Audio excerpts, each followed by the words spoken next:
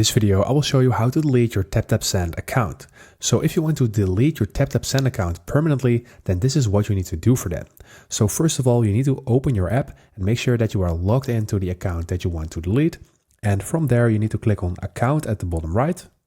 And then from here, you need to click on Support. So let's go and click on Support.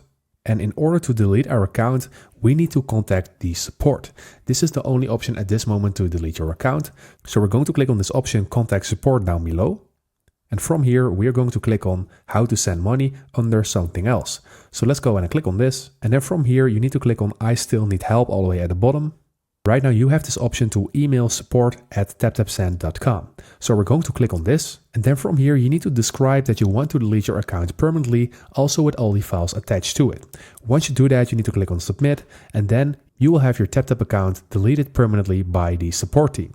So this is how you do it at this moment. I hope this video helps you out. Please leave a like and consider subscribing, and then I will see you in the next one.